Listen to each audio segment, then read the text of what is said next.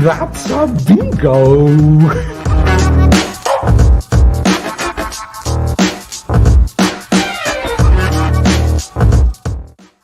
Is that the way you say it? That's a bingo. You just say bingo.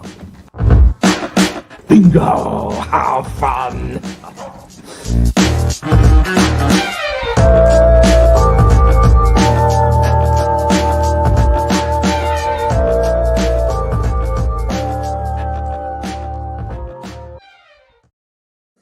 All right, That's a Bingo is back. It is Friday, November 27th. My name is Jake Luke. I'm joined by Matt Pine. I think we are probably both in different states of food, alcohol, football, hangover, whatever you want to call it. The Friday after Thanksgiving. Some people call it Black Friday. You know, it's a day unto itself, but we're not out shopping. We're here podcasting. So I don't know what that says about us. Yeah, definitely feeling that comatose state a little bit here today. Ate a ton yesterday. I didn't do a whole lot in the way of drinking, but I saw you were indulging a little bit. Yeah, just a tad. I typically tend to tie one off a little bit for Thanksgiving because like it's the one, I wouldn't say one, but it's one of the few weeks a year where you kind of really don't have to worry about the hangover because like you just kind of ride it out Friday. Maybe it lasts into Saturday, maybe not. But I got a tea time tomorrow. You know, I'm doing okay, so we're fine. But it was definitely worth it. Broke out the whiskey and apple cider. Did some Stellas. Didn't go too crazy, but you know, I indulged a tad bit, and I indulged in the food. Already did some breakfast with some leftover ham this morning. So it's been a nonstop party around here. You talk about a Friday being one of the best Fridays of the year. It's got to be the leftovers Friday right after Thanksgiving. Yeah, definitely. You can do whatever you want with it. A lot of people are partial to the turkey sandwich. I like it. We did a little bit of a different thing with the turkey this year. We did a deep fry situation. Ooh. So we did that, and it wound up being like really good. So there was just no turkey leftovers. Like we just ate it. My brother-in-law went sick with the deep fryer, which, you know, there were some concerns with my mom specifically. She was, you know, she's a conservative woman. She doesn't like to mess around too much. So we get that deep fryer going. And I could see the look of horror on her face, but it wound up working out really well. And there was no turkey left over. So heated up some ham, made some sunny side eggs and some grits, man. And I had myself a nice little breakfast this morning. I mean, I feel like this is the year to do some, you know, cooking experimentation. If you're kind of chilling at home and, you know, want to try some new things, I don't think that's a problem. I saw a tweet the other day. It was like, my parents at 24, it's like, oh, we should get married. It's like me at 24, I'll just put that shit in the air fryer and see what happens. Yeah, I think that pretty much summed up the experience. But listen, like I said, I feel like that might be a staple moving forward because it was much better than, like, I feel like Thanksgiving turkey, a lot of the time you're just choking up on the bat and you're just hitting a double. And like, you know, 6 out of 10, 7 out of 10, it's fine every year. This was like a 9 out of 10. So I think we're going to keep swinging for the fence here. It's high praise. High praise. Yeah. Definitely indulged myself a little bit. Kind of like fasted all day just so I could eat as much as I possibly could, around 2-ish. Did that. Had a nice little pumpkin pie afterward. Had some shrimp salad last night. So it was pretty solid overall. Yeah, we did a derby pie, which is like a chocolate pecan pie concoction from Kentucky, which that was pretty darn good. So yeah, it was just very solid all around. Look at you. Nice little 3-day stretch here for you. Got tea time tomorrow. Yeah, it's been good. It's going to continue to be good hopefully tomorrow. I think the weather's going to hold up, so get out, swing the stick a little bit, and yeah, just keep the good vibes rolling. Very nice. So I guess we could talk a little bit here about some movies that we've been watching last week, some TV shows. Anything stick out for you? Yeah, so we were just talking a little bit offline before we got going in here. You mentioned you were planning on doing a Paul Thomas Anderson movie. Instead, we kind of nixed that for another PTA movie, Planes, Trains, and Automobiles, which we will be discussing, obviously, at the end of this episode. But you kind of sent me down a rabbit hole. I had just seen, it might have been, I don't know his full filmography, but I watched There Will Be Blood a couple weeks ago. That might have been my first PTA movie that I ever saw. Really amazing movie. So, you know, you naturally want to dive in a little bit more. So I did after I saw that. And then, of course, you mentioned it. I started with The Master, which is on Netflix. Wild movie. Yeah, I was expecting the experience. I don't know if I was expecting what I got, but really, really, really strange, fun, cool movie. Even like kind of funny in some parts. Joaquin Phoenix and Philip Seymour Hoffman just kind of going toe to toe. Amy Adams is weirdly in it and very, very good in it. I'm still kind of processing that one. So that movie is based off Scientology, right? That's the whole idea. Sort of, yeah. I think Paul is kind of like he hasn't directly said. L. Ron Hubbard. Yeah, there are elements of it that are pulled from L. Ron Hubbard's life. So yeah, it's kind of based on that, and then like some other stuff apparently. So it's kind of all cobbled together. I think that's what he does with a lot of his movies, from what I've been gathering and some of the research I've been doing with him. But yeah, just a insane movie.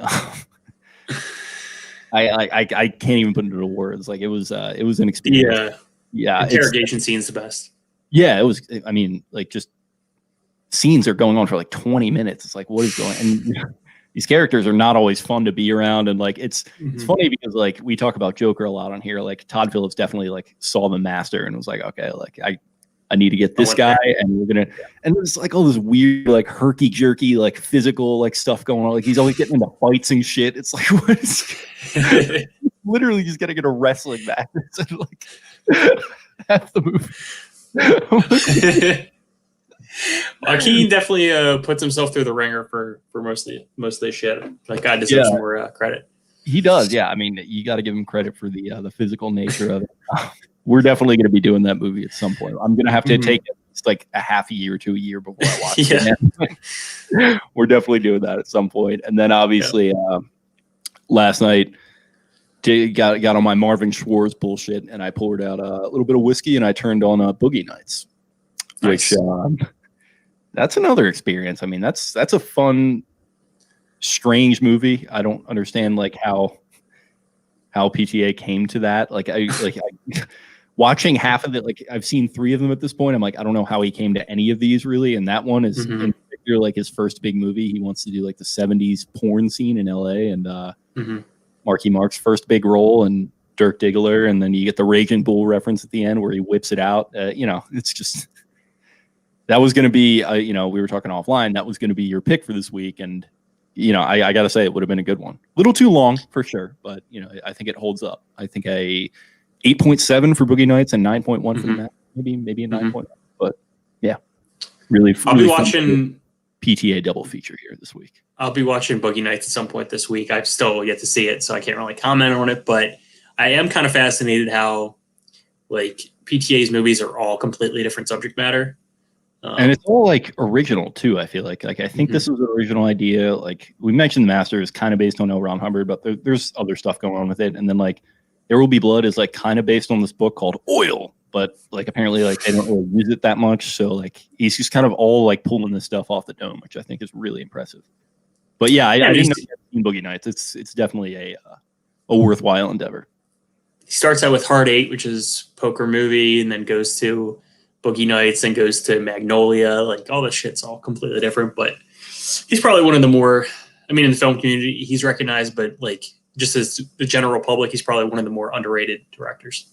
Yeah, I think he kind of like, he's very prolific, and he does some big budget like stuff that like gets a lot of push. But I think there were some other like ones like Phantom Thread came out a couple of years ago. I think it didn't really get like a massive push, but yeah, obviously people are going to know the staples. And I think he is a guy who, it's funny because he's like apparently very good friends with Tarantino, and like Tarantino is this very out there, like rock star-ish kind of director. And I think PTA is that to a degree, but he also is a little more of a low key person. So he doesn't put himself out there as much. So maybe that's where that he's pretty mild mannered, but I've seen the majority of his movies, but Boogie Nights and Phantom Thread I've yet to check out. So yeah, do that pretty soon.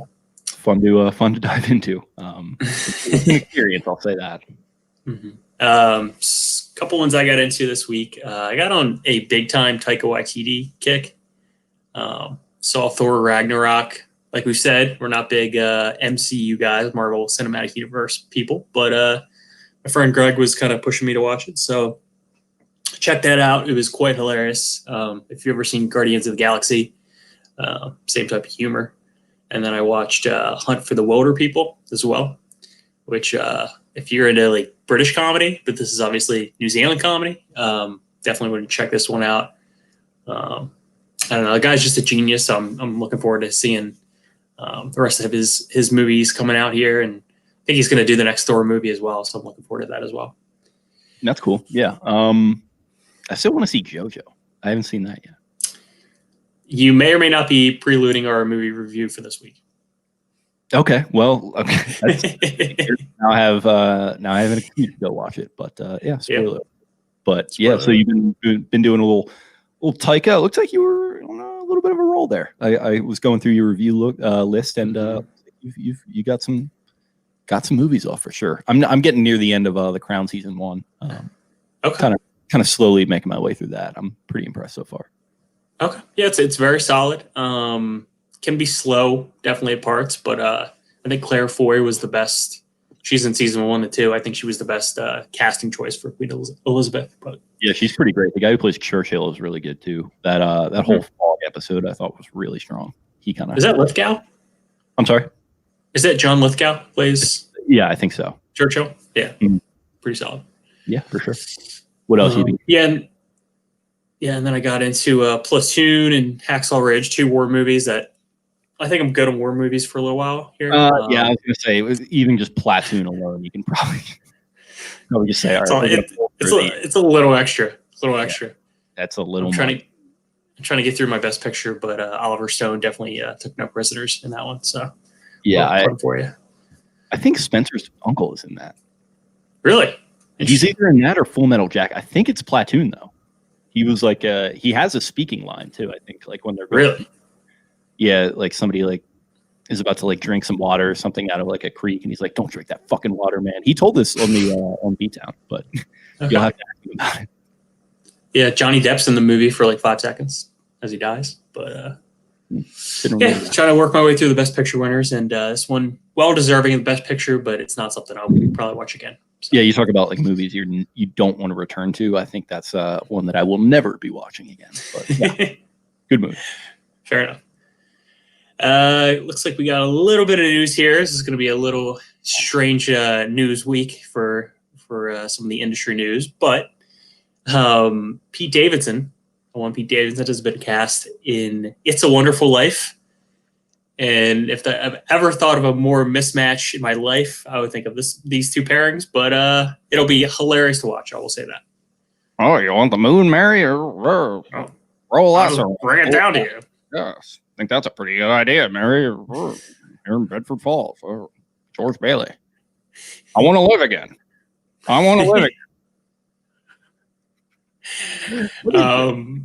Like dramatic reading? Like maybe he gets like super high and then thinks he's like seeing his life how it would be. Maybe that's the plot. I don't know. I weirdly feel like this is going to work. Like this is kind of what It's a Wonderful Life is kind of just King of Staten Island, but like white trash version of it. I mean, if we get Apatow to direct, that would be fun, I guess. But yeah, I mean, he's gonna have to Pete's gonna have to play it a little more straight than like his personality allows for. But I don't know. I think he could do it. He's a talented guy. He could do it. I don't really picture him as like the straight-laced George Bailey type, but I will definitely be checking this out, if not for nothing. So yeah, for sure. Yes. So we had that for news. What else did we have? Well, buddy, we got some real big news, and by big news, I mean Clifford the Big Red Dog. Yeah. What's going on with animation? Like, what do we do? We have the Sonic thing, and then we have this. Like, essentially, we're in the year 2020, right? We should have like enough for like CGI budget, but what they basically did was they took a yellow lab and they spray painted him red. So I don't know if you have any pictures you can pull up, but I can try to find some. Yeah, I'll get on that right now. But this got flamed on Twitter. From what I saw, people were not overly enthusiastic about this. Like, I'm just curious. Like, why does this need to happen? You know? Yeah. why does it need to happen? It kind of reminds me of like the Sonic the Hedgehog, like how awful that animation was. I think that's the comparison a lot of people are making. Yeah. And Sonic, they went back and they changed Sonic. They fixed it, right? Yeah. Let me go share screen here, pull it up. Hey man, you gotta do what you gotta do for. There it is. I guess so. I mean, yeah, there's. It's kind of sick. I mean, like who presented this to like their boss? Or like, okay, this is what I came up with. Also, if you look at the shading on the cartoon, like the cartoon is a much brighter red. Like this is like a rusty, like brownish kind of red. What's going on with that? Yeah, it looks like it like making fire truck red. Mm-hmm. Yeah. Not loving it. Not loving it. I'm not a big animation guy to start with, but this is something that's quite hilarious as well. Yeah, I don't know what we're doing here. I think low budget, but hey, it's guerrilla marketing. You gotta get the name out there, I guess. Yeah, I guess so. That'll get people onto the idea of it. Then they'll fix it, and then a lot of people will hopefully see it. I mean, I don't know if I'm going to be one of them, but I mean, I feel like the Hollywood industry is kind of like grasping at straws at this current point in time before we get the influx of movies in the next 2 years. But I don't know. Maybe it's supposed to be a little bit more realistic, but I would rather go with the CGI version. Just saying. Yeah. Yeah. I mean, I don't know. I don't know. Like, I feel like we figured this out with Who Framed Roger Rabbit. Just like go back in the 80s. Like, come on. Yeah. Go talk to them. They figured it out. Low-key, a good movie. But I first saw it when I was a kid, so it was probably not great, but I enjoyed it. Yeah. No, I was like 6 years old. I think people have said that it like holds up, but yeah, I haven't seen it in a while either. Anyway. Alrighty. Any other news to get to before we get to our next segment? Not that I really had. I've been a little checked out and dealing with some other news in the football realm that I've found myself in, which is not the most pleasant experience that I've had doing that. Oh, that. Yeah. That, yes. COVID-19 making its way to the Baltimore Ravens locker room. Strikes again. Yeah. Not great. I'm sure if you want to check some of that coverage out, definitely tune into the Baltimore Beatdown podcast. I'm sure you have no shortage of questions flowing in there to the good old mailbox. Yeah, I think we're just going to wait until like there's some certainty surrounding Sunday's game, if it's even going to go on, until we record anything. So we're in a holding pattern as far as that goes. Well, Godspeed. Good luck with that, buddy. Thank you. All right. So yesterday, Thanksgiving, we want to do some best food in movies. I have a list of like five or six here, but curious to see what you came up with, Jake. I only had one, and it's it's probably going to be on your list, but it's the only one that came to mind. It's the only one that I've ever really thought about in my life as a movie fan. The Big Kahuna Burger is an only pick. That was a snub for me. Okay, it just looks so good, and like the fact that Sam Jackson is just incredibly enthusiastic about it. Some might say too enthusiastic. Big Kahuna Burger. That's that Hawaiian burger. I am obsessed with the Tarantino universe, like the Red Apple cigarettes, like the whole Kahuna Burger. So I think this makes its way into a couple of different Tarantino movies, if I'm not mistaken. It does. Red Apple in particular is there's a whole like, I don't know if you own Once Upon a Time in Hollywood, the version that has all the deleted scenes and stuff.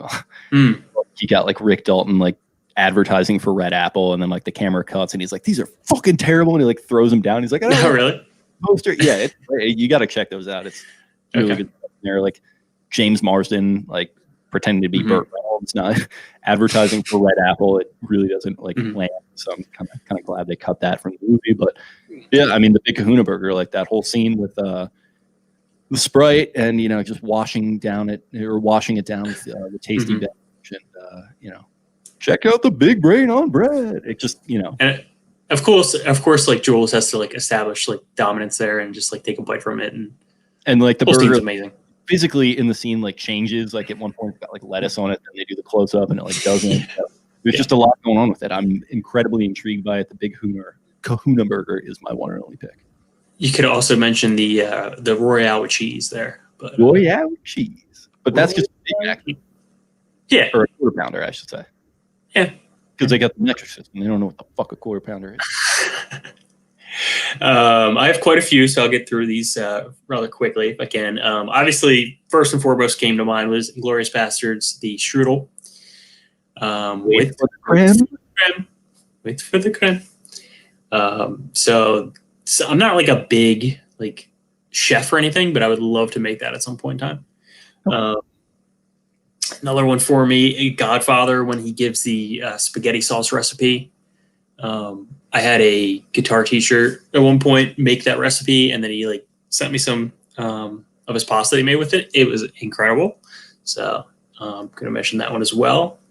Sort of in conjunction with that, another pick just coming to the top of my head would be Jimmy's pasta recipe in Goodfellas, where he cuts the onions thin like paper so that they dissolve in the pasta, which is a very good system, apparently.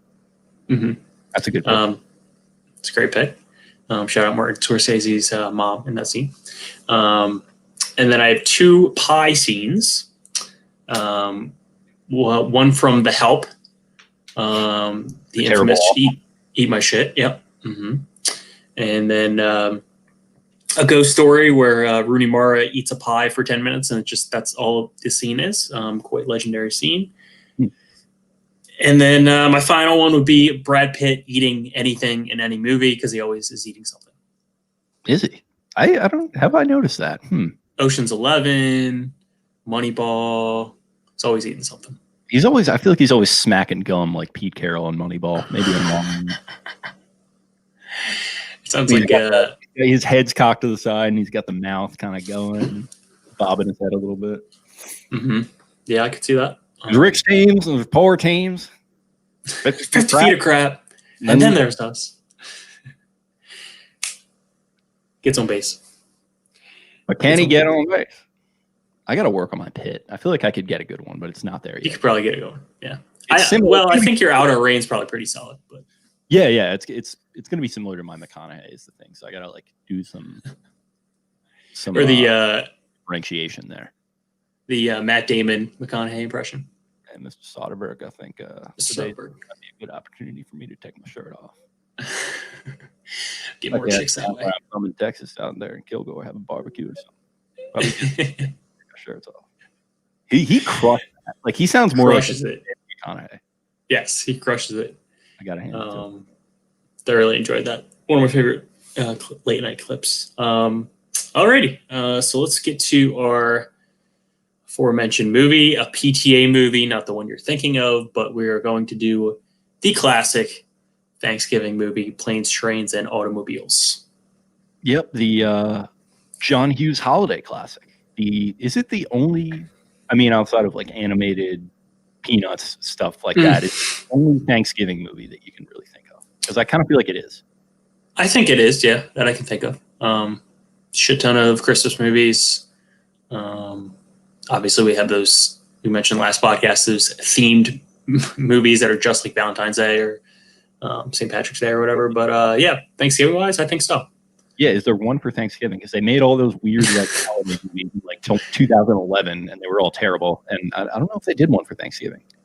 Maybe I'm thinking of a Christmas movie, but wasn't there one with like, I want to say like Jennifer Aniston and like Vince Vaughn or something? They had like two different families, Thanksgivings or something. That sounds right, and they dated for a little bit, so I could see them kind of going hand in hand like that. What a relationship it's been. Oh, I saw Horrible Bosses the other day. I was like, damn, Aniston looking good in that one. Still got it. You know, she's not afraid to whip it out either. I got to hand it to her. Yeah. Wild scene there. Yeah. Anyway, Planes, Trains, and Automobiles. It's the one Thanksgiving movie. A classic. I don't know. You know, John Hughes doing his thing. It kind of feels like maybe near the end of his run. What was this, 1988? So, you know, kind of getting to maybe the end there. I think he did some stuff in the 90s, so I'm not totally familiar. But Steve Martin, little John Candy. I mean, John Candy, a guy who just played the same character in every movie. Time. Like he basically walked off the set of Uncle Buck and was like, okay, I'm rolling. And it works pretty damn well. They have great chemistry. Just the whole idea of like, it's almost nostalgic at this point because like I mean, and this is probably a Midwest thing, but like the snow on the ground and like all this kind of stuff, like it's not something that I necessarily grew up with as far as like November and Thanksgiving goes, but it's kind of cool. It harkens back to a different time and in the 80s there, and just sort of the dynamic between the two. It's all very nostalgic, but it also still feels relevant. It doesn't feel especially dated watching it, which is something I was kind of maybe a little afraid of because I grew up watching this movie every year. It's been a while since I returned to it. Came back to it, and it holds up. I think I gave it a 9.1. So I think we gave it the same score. I had a 9.1 as well. I just love the whole, like, I'm not into 80s movies particularly, but I love the whole like post-early SNL kind of scene. Like Steve Martin in movies, Dan Aykroyd in movies, all those guys. And it feels like that lended itself very well to the 80s type movies. Like you said, Uncle Buck, Great Outdoors, he was in Home Alone. John Candy, definitely one of the better comedic actors of that era. But the thing that stood out to me with this movie is the 80s music is through the roof with this one. it's so good. It's got the synth going, and it's like these two older guys, so it's a weird fit, but like it still works, and like it is like 80s in the style that it's made, but like as far as the writing and like the story, like it's got a little more bite to it than your usual 80s, like especially with the Steve Martin character. Like he's kind of an asshole, and you don't really see that like a lot of these types of movies, at least not to the degree that you do, like the F-bomb scene where he's talking to the Ferris Bueller fucking thing and the fucking thing. fucking car. It's like he's just like fucking chewing it up. Like you're gonna fucking wipe that stupid fucking smile off your fucking face. And the Ferris Bueller secretary just is having none of it, and he just You're fucked. you're fucked, sir. They all love weebies, dickheads, wasteoids. That woman is incredible. I love her. How can I help you? Yeah, that's going to be another podcast, obviously, when we do Ferris Bueller. But you know, it's got enough bite where like, you know, it's compelling, makes for a good conflict and a good sort of dynamic between the two, but it's also got all the sort of feel good, warm stuff that you get from John Hughes and from holiday movies. So it's kind of a perfect blend. It might be one of the better holiday movies I can think of. Yeah, I think so. You know, Steve Martin kind of playing that straight man, kind of different for him, but I guess in The Jerk he was that role somewhat, and I don't know, big fan of his. Followed his career a little bit, and I think his book Born Standing Up is like considered to be like the best comedic book of all time. I don't know, but yeah, he's doing like music now, isn't he? Yeah, he's big into banjo playing and making records and stuff. So good for him. Yeah, I wonder was it like Cheaper by the Dozen? Was that like his last big role? I think it was. I'm gonna look up his IMDb here as we speak, but obviously like Father of the Bride, he was in all three of those. I'm trying to think, because I know rest in peace Sean Connery, some of these guys, they get older and they just stop doing movies. Yeah, I mean Pesci, you know, it happens obviously, but I mean the guy was like a superstar. But maybe he does a lot of like voice acting. Gotcha. Okay. He was in that Pink Panther 2 a couple years ago. Billy Lynn's Long Halftime Walk. Okay. Yeah. He's pretty much done at this point. I mean, Baby Mama, 2008.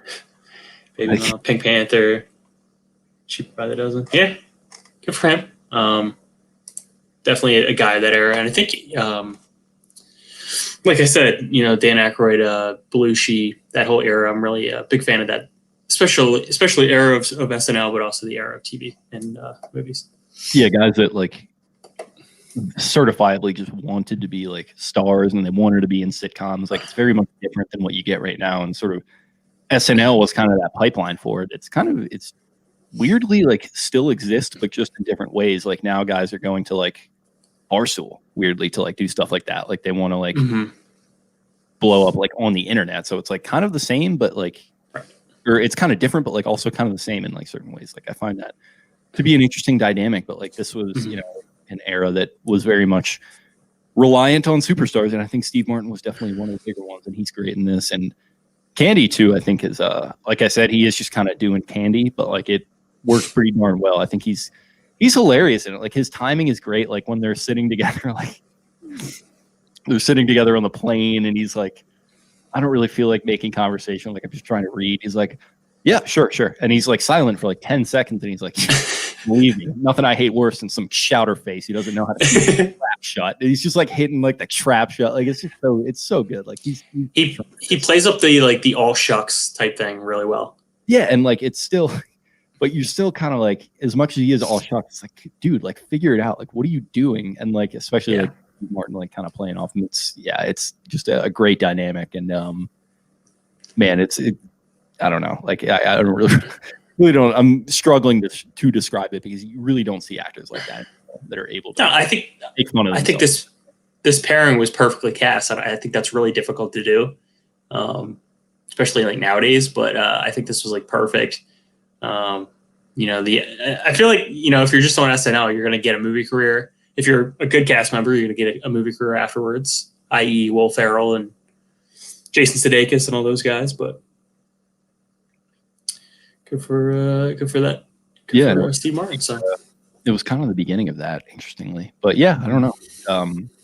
I guess we can jump into categories if you want. But overall, I think I was like smiling the whole time watching it. Like I said, it had been a couple of years a couple of years since I had gone to it. I mean, maybe even more than a couple of years, maybe even like 5+. And it holds up 100%. Also, shout out the Michael McKean cameo as the cop. That was awesome. Oh yeah, I was like, what? Like I didn't remember that at all, and I was like, shit. Me neither. Bill's brother. That's interesting. Yeah. Alrighty. So getting to some categories. For Throwing Tomatoes, for me at least, this was really hard to like. What am I gonna shit on in this movie? Nothing really. The only thing I could think of was like, how does one survive on shower curtain ring sales? Yeah, there's definitely some like realism points that you can kind of stick to, like how is he surviving on shower curtain ring sales? I also like, what is the timeline of the movie? Because it makes it seem like he's like 2 days, literally a day to come back, and then like it winds up being like a 3-4 day sojourn basically, and like he does end up getting home in time still. So that, but like I don't know, man. Like there's, in as much as like we gave it like a 9.1, there probably is a cap to it with it being like a holiday movie and like very young, but like it's kind of a perfect movie to me. Yeah, I mean, this is not this is not Parasite. It's not going to blow you away or anything, but nothing really to nitpick. And I think a lot of these types of really good comedies, when they're really well done, nothing you can really take issue with. Yeah, pretty much. So my That's a Bravo. I love the originality. I love the era that's set in, because like this would not work if like, okay, this is 2005. Everybody has cell phones. I could just call my wife. No, he has to like truck through everything and like tries to use the phone, but it's like locked at the one motel. So I just love like that whole like era and like aesthetic. Yeah, and like it kind of does color just how much things have changed even in only 30 years. Like, I mean, these people were basically our parents' generation, maybe a little older, but like this is the stuff that our parents were going through when they were like raising us in like the mid 90s. Now, like it's just a complete far cry from any of that. But still, I mean, like a lot of the issues are like grounded in humanity, like, trying to just like lighten up a little bit and sort of like not take things so seriously in the way that Steve Martin does. And like kind of the issue of like social graces with like the Del Griffith character. It's kind of all stuff that you can still, no matter of whether there's like cell phones or not, you could still maybe reasonably make it work in 2020. You would just have to change a little bit of that stuff around, and some of the main themes and dynamics and stuff, I think they would still work pretty well. Yeah, I think so. That opening scene kind of in the office building that they're at, that was like another reminder, like, oh, this is very much an 80s movie, especially with the watch and like how that was yeah, it kind of, and of course Ben Stein is in it at one point as like the airport announcer, like, but like that opening scene, it gives me like Ferris Bueller vibes when like the guy is like the boss is like looking down, then he like looks up and it's like 10 seconds, 15 seconds, it just holds on him, and then he's fucking like goes back to like whatever he's doing. And the dad from Ferris Bueller and Steve Martin are just like kind of playing off each other. It's just like fun. Like it's great.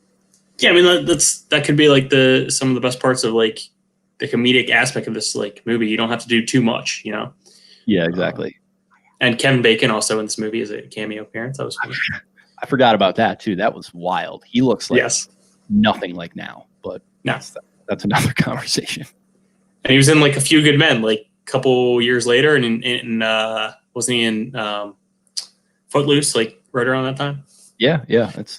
What a run for Kevin Bacon. What a meteoric rise for that guy. Yeah, it kind of reminds me of that commercial of the dude who's like afraid that he's going to turn into Kevin Bacon, or his wife is if he watches any more Kevin Bacon. I mean, you could see why. Mm-hmm. Mm-hmm. It's on that weird show about the cult a couple of years ago. What's the 6 Degrees of Kevin Bacon? Is that it? Yeah, or what was The Following? He was like the cult leader in The Following. What a weird show that was. Strange casting choice. Yeah. Go ahead. Yeah, I mean, that was pretty much all I had. And yeah, I don't know. What else you got? That was about it for That's a Bravo. I mean, I could go literally scene by scene. You have to like mention that the casting is just like we said, but we do have to hit on it again for That's a Bravo. It's like 100% perfect, right down to like pretty much every character. Like the guys that play like the AC dudes in Arkansas that are like, she maybe came out sideways. She didn't. I was crying at that part. Yeah, like baby came out sideways. Spits on his hand. The old Deadwood handshake. Yeah, exactly. It's the casting. I think we do have to single out as well. The that shady ass taxi driver who was playing like heavy metal and like the crazy ass taxi. He was like all decorated on the inside. That's a guy. I'm trying to think of who that he was in Seinfeld, and he played Kramer. He played the guy who plays Kramer on the pilot. Yeah, that's funny as shit. I wanted to bring it up. Yeah. And then the old man on the plane was also in Seinfeld as like the old man when they went the old man who falls asleep on the plane. Yeah. You take the box of raisins. Theoretically, in a world where you took the box of raisins. Just absurd. And then you get away from me. I was gonna have this in quotes, but when they do get pulled over by the cop and Candy's like, it's not much to look at, but it'll get you where you want to go. Radio comes through clear as a bell. That's a joke that like my family has been running in my family for like my entire life. Like, yeah, it doesn't look like much, but it'll get you where you want to go. Like, it's like fucking bird to a crisp. Yeah. It's like the frame of the car, and they're just like driving it. And then like the scene where that happens, and they're like going through, and they're like screaming. It's like the devil. Yeah, they turn into skeletons. Yeah. I did want to get to the car part. For keeping score, my favorite music in this was "Mess Around" by Ray Charles when Candy's playing the piano on the dashboard. It's great. Yeah. He's like just going, and then it's like his the sleeves of his jacket are getting caught. This was scored so well. Like this movie, obviously they did that scene and then they like wrote a piece of music for it for the sleep thing, but hilarious.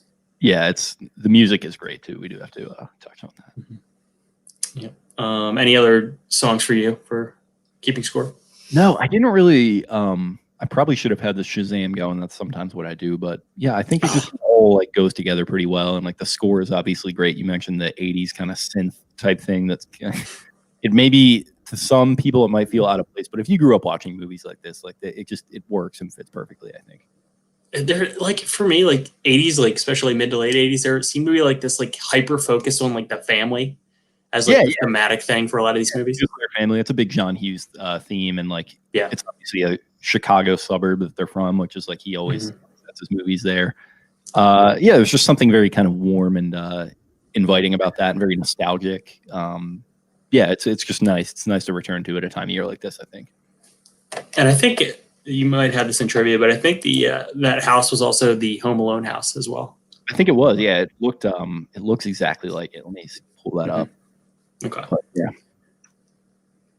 All right, getting into some quotables, favorite quotes from the movie. No shortage of any quotes on this movie, but I do have a list of 5 or 6 here. Steve Martin talking to John Candy says, "Let me close this conversation by saying you are one unique individual." I guess that's a nice way of saying you're a freak, but yeah, pretty much. The expletive-laden speech, obviously, we went through that at the car rental place. That was fun. They're sleeping in the same bed, and Steve Martin is just waking up, and John Candy's like kissing his ear because he thinks it's his wife. So how about those bears? Oh, that bear, yeah, it's Yeah. sports. And then he's sitting in bed, and he said, "Where's your other hand?" And he said, "Between two pillows." Those aren't pillows. And the sickest burn from this movie, if I wanted a joke, I'd follow you into the John and watch you take a leak. Yeah. Ouch. Yeah, that was Ouch. you really got him. Dude, Watch it. dude's facial expressions, hilarious. Like, yeah, and he just like fucking punches him out. yeah, you are an asshole. Love that. $6 in my left nut says we're not going to be landing in Chicago. Good one. And just great delivery on that one too. Yeah, $6 in my left nut.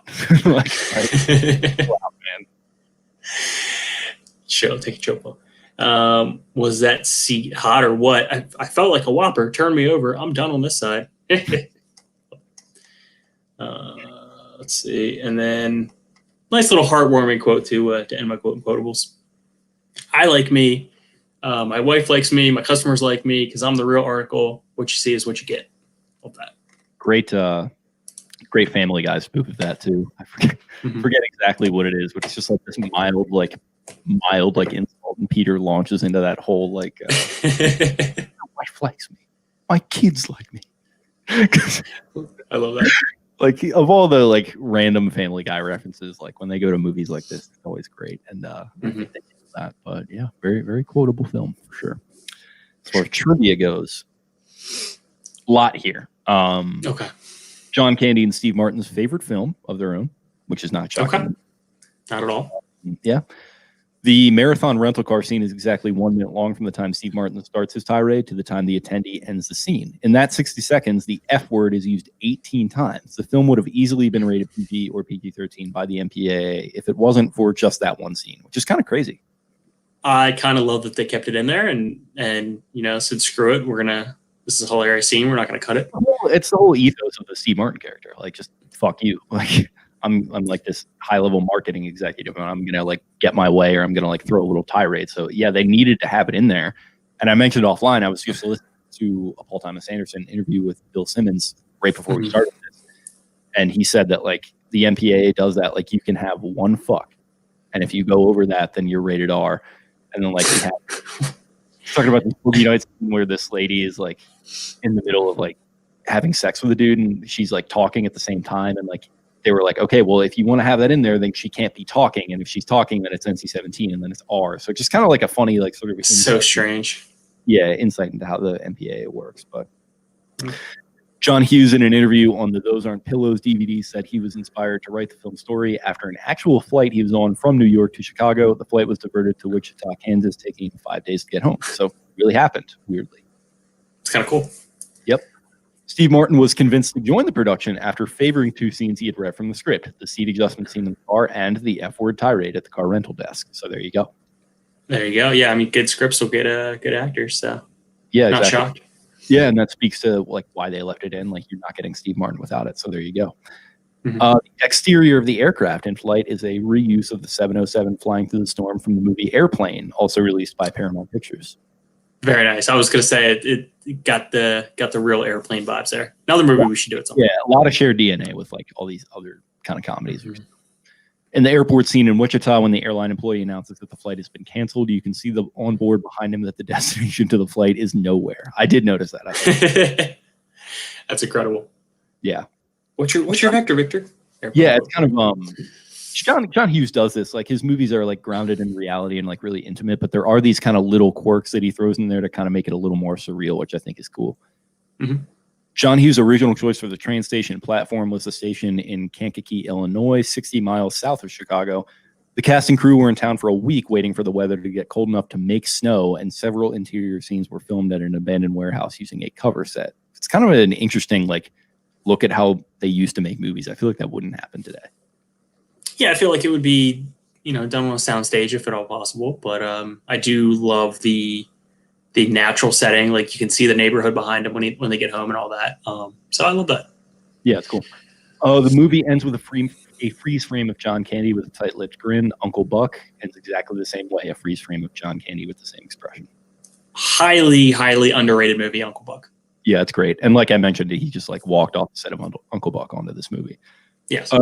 John Hughes wrote the first draft of the screenplay in 3 days. His average writing time for the screenplay in those days, 3 to 5 days with 20-some rewrites. I could see that. I mean, break out the Red Bull. It's doable, I'm sure. But Jesus Christ, if you're right, what is this?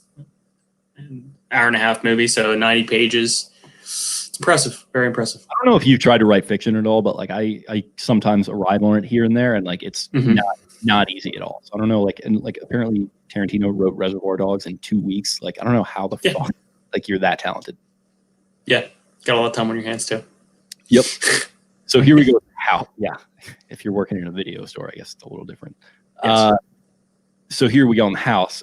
Neil's house was a set built from scratch, consisting of 7 rooms and taking 5 months to complete. It ended up costing $100,000, which angered Paramount executives and caused turmoil on the set. It seems excessively unnecessary, especially when you have one scene in the living room, not in the living room, just like the opening. I feel like if you're John Hughes, like you're the Chicago guy, you can just go into like a neighborhood, like Glen Ellen or whatever, and just be like, "Hey, can I use your house for like 1 day?" My fun fact: my aunt's house is featured on the World's teaser. They needed a American looking neighborhood, so they went to no other than Kearney, Maryland, to shoot that. Very cool. Then Tom Cruise is just walking around like, you know. Steve Martin talked in an interview about his late co-star John Candy and the similarities with the character of Del. Well, he was a very sweet guy, very sweet and complicated. And so he was always friendly, always outgoing, and, funny and nice and polite. But I could tell he kind of had a little bit of a broken heart inside of him. So perfect casting there, I think, for both of them. Yeah. John Candy obviously passed way too soon. Canadian, so it makes sense why he's so nice. But gone too soon. And then I guess Chris Farley kind of took the reins as the physical comedian. Another guy going. Yep. Also, shout out to John Candy for being at the Super Bowl in 1981, I want to say. Joe Montana going on a 2-minute drive, throw a touchdown pass to John Taylor, one of the most famous plays. To beat the Bengals, one of the most famous plays in Super Bowl history. Before he goes on that drive, he leans into his one of his offensive linemen, and I think it's Randy Cross, and he goes, "Hey, Randy, is that John Candy up in the stands there?" And then he just goes on that drive. Like one of the most awesome, like nonchalant, like badass stories like of any athlete. Never heard that before. It's cool. Yeah, it's great. The fictional name of the railroad which the characters ride is Contrack, a combination of Conrail and Amtrak, two well-known American railroad operations. Always kind of funny how those like fictional businesses get made. Talk about like Red Apple and stuff like that. It's just kind of a fun little flourish.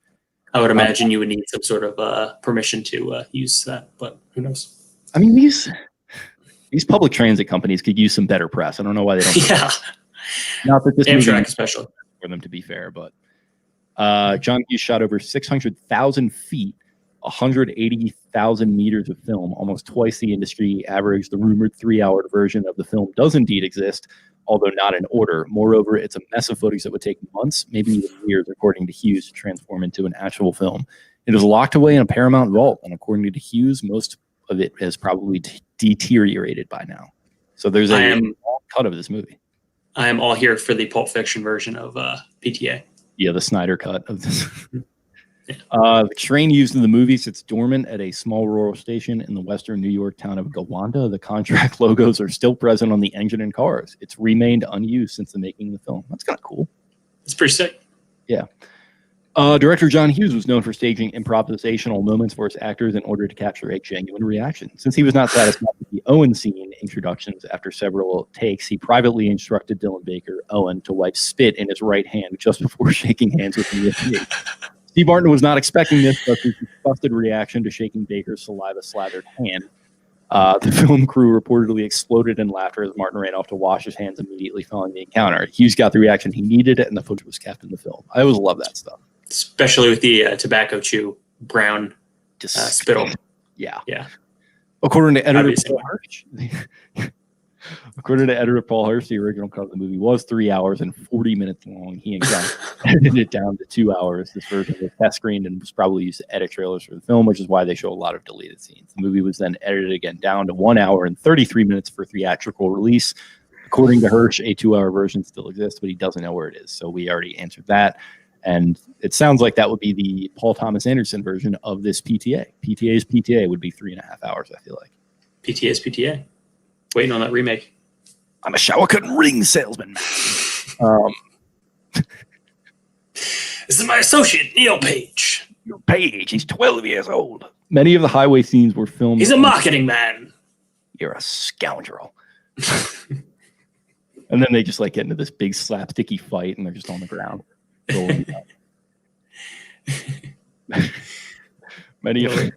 Many of the highway scenes were filmed on an unopened stretch at the time of US Highway 219 that runs between Buffalo and Springville, New York. I'm very curious how they actually filmed the in between the two tractor trailer scene. That would be something to behold. You got to think it was like a dummy car. Well, yeah. I don't know. Yeah, I mean, it's clearly all practical. So I mean, it's something else. Yes. At the beginning of the movie, Neil Page races a character played by Kevin Bacon for a taxi. Later, Neil phones his wife to tell her that he has been delayed again. In the background, you can hear the fight from She's Having a Baby, 1988, also directed by John Hughes, between Bacon and Elizabeth McGovern when she screams that she doesn't like his friend's girlfriend. Interesting. Nice little plug there. Yep. Prior to shooting, John Candy arrived with exercise equipment for him to use during production. Crews had installed a treadmill, bench press, weights, and other exercise gear in his hotel suite. Steve Martin said Candy never used any of it. What's the purpose of that? I think he was trying to get in shape, but he just didn't ever do it. Also, I love the scene with towards the end there where they're like going through the little like liquor bottles, like eating Doritos. It's just such a dude thing to do. Yeah, for sure. After Dell steals Neil's cab at the beginning of the movie, Neil looks down and sees that the cab is gone. In the puddle on the ground, there are 2 shower curtain rings. That's something that you like notice if you've seen the movie before, for sure. But probably wouldn't connect on the first viewing. Yep. In a scene that is not in the theatrical version, but aired in the television version, Dell and Neil eat dinner on a plane. The scene ends with a long-haired passenger in front of Neil and his or her cascades down onto his brownie, completely covering it. Seeing that Neil is no longer hungry, Dell fishes through the hair to retrieve and eat it. That is gross. Yeah, it's disgusting. Although he receives 4th billing, Michael McKean only appears in one scene and is on screen for 90 seconds. Kind of funny, like trading on star power a little bit there. Yeah. It's I know we're going to be doing at least I have it in the idea bank here for one of the upcoming movie reviews, but in 7 there's a very prominent actor who's in the movie and they do not put him in top billing because it's a secret in the movie. Right. Also do that with Interstellar. Michael McKean's role as a Wisconsin State Trooper was actually much longer as originally shot. In a 1990s interview, McKean said the character was intended to provide additional exposition. As originally shot, Dell pleads with the trooper not to impound the smoldering car as he is getting Neil home for Thanksgiving, specifically mentioning home as Chicago, as well as having driven from St. Louis. The trooper then informs them that they had overshot Chicago roughly 100 miles back, noting that they were driving north and were now in Wisconsin. Upon hearing this news and realizing he could have been home hours ago, as well as their last mode of transportation now gone, Neil attacks Dell and winds up chasing him around the car, which the trooper had to comically break up. So there's your Paul Thomas Anderson. As plot points frequently changed during filming, John Hughes discarded most of the scene and reshot it just as a traffic stop, resulting in the burnt-out car getting impounded, leaving out any information either about where they were or the pair being lost. Michael McKean had to return to Buffalo to shoot the shorter version, which explains the continuity issue between the sunny and cloud skies in the scene. Yeah, I did notice that. Yeah, I did as well. Yeah, that would be like Joaquin, the guy like questioning the guy questioning. And he takes him out back. He just beats the piss out of them, and they're rolling around on the cement. That would be that. You gonna learn today? There's just no dialogue. It's just like the scuffling, just rolling around.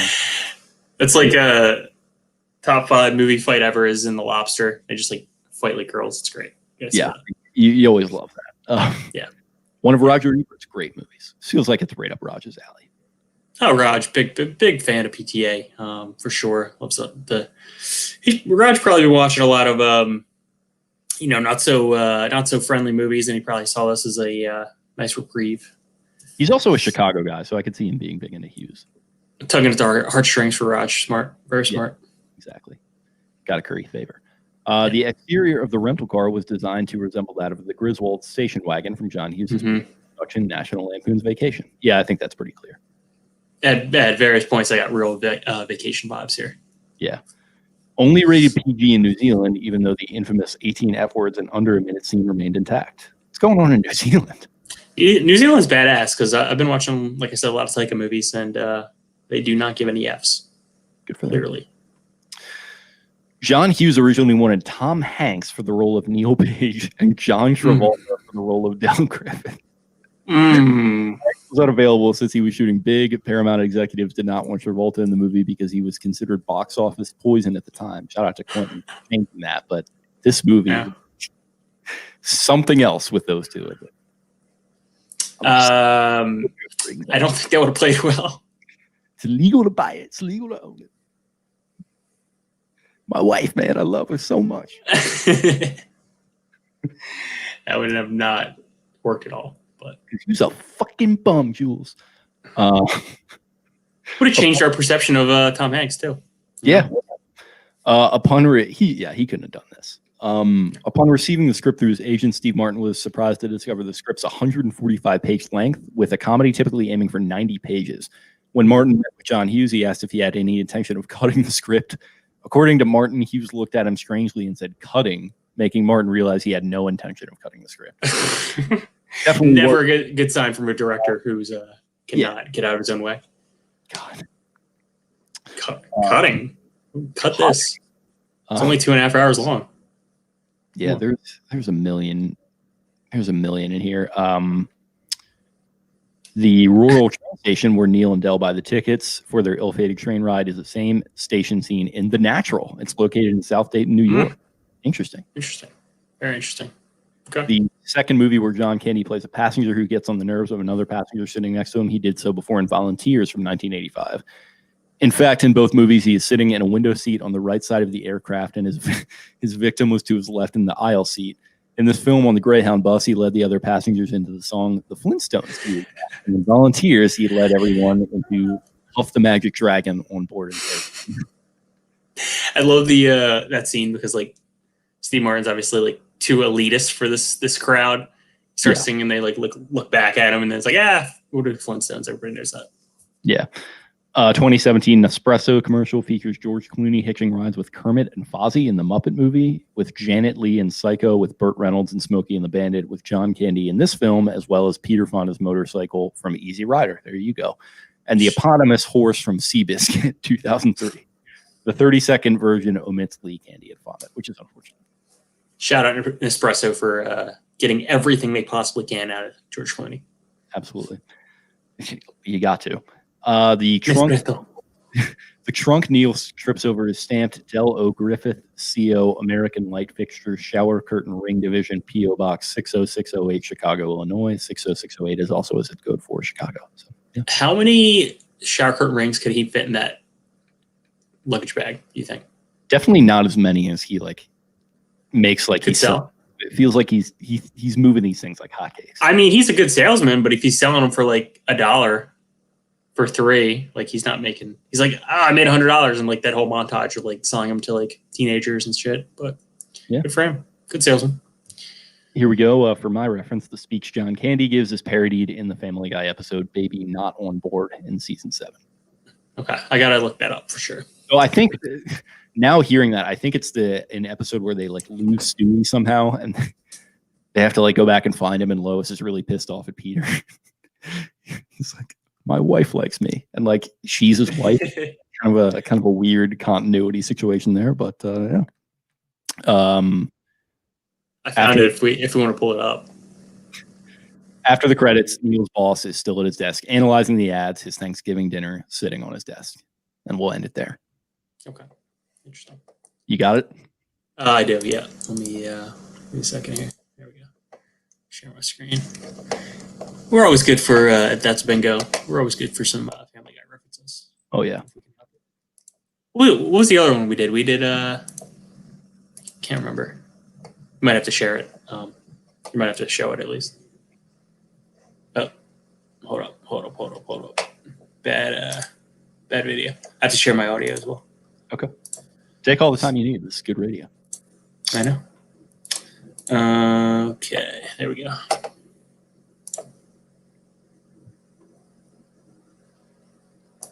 You want to hurt me? Go right ahead if it makes you feel any better. I'm an easy The target. music. Yeah, you're right. I talk too much. I also listen too much. I could be a cold-hearted cynic like you, but I don't like to hurt people's feelings. You think what you want about me, I'm not changing. I like me. My kids like me. My friends like me. Because I'm the real article. What you see is what you get.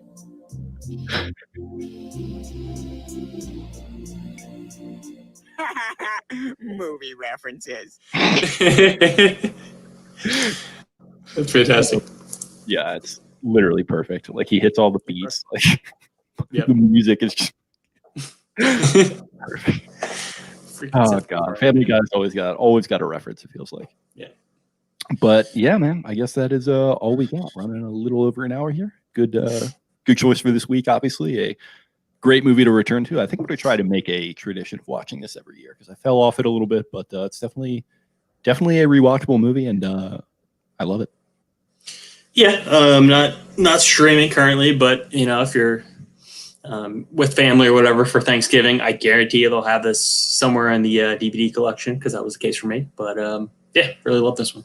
Feels like somebody's got to get on it streaming wise. Like you're going to be, especially around this time of year, maybe you just for a couple months and make sure November is one of them. But definitely worth it.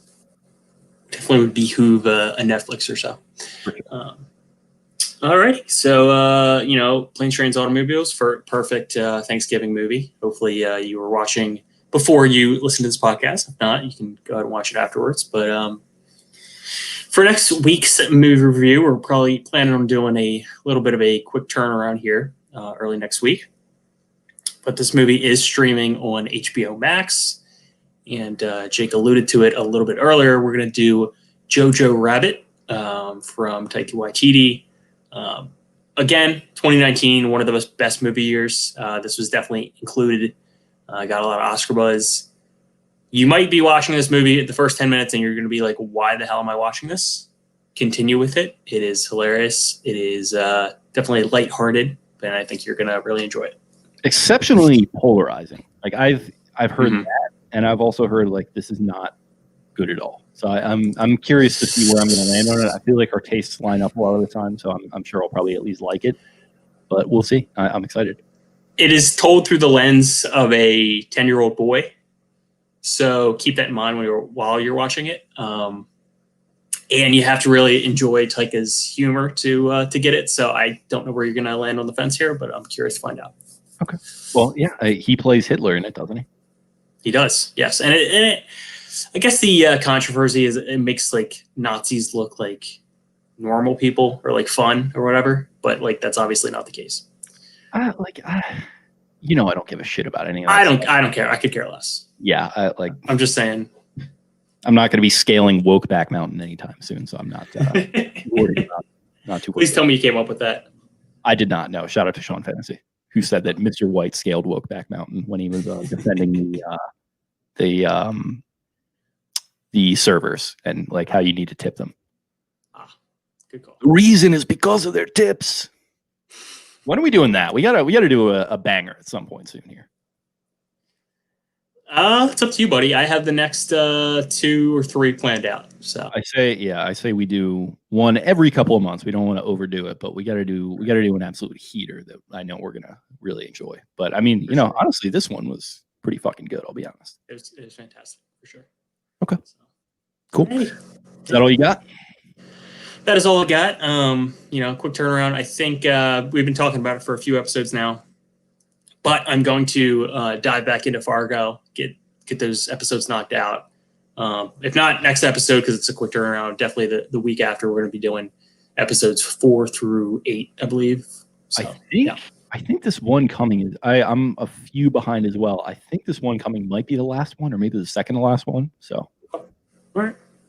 but So, yeah, I'll knock those out and we'll get back to it. If you want to go back, we did episodes 1 through 3, I believe. So there you go. Yep. Cool beans. Well, appreciate everyone tuning in to this holiday edition of the That's a Bingo podcast. Definitely energy levels, a little bit low right now. I tried to bring this like that. You did a tremendous job. And, it was fun. It was a great comfort food movie to enjoy this week. I really liked it, and looking forward to checking out Jojo Rabbit. But make sure you check that out, like you said, on HBO Max. Make sure you follow us on social media. Follow the Twitter account at Bingo Pod. Follow it on Instagram. That's a Bingo Podcast. My handle is at Jake Luke. That's Louque. Matt, where can they find you? You can follow me at M as in Matthew Pine, Pyne, with an underscore. We're also on Instagram and on YouTube. If you want to subscribe to us on YouTube, click that bell notification so you know when we do go live. We greatly appreciate it. Very true. Appreciate everyone tuning in, like I said, and we will talk to you again very soon. Booyah.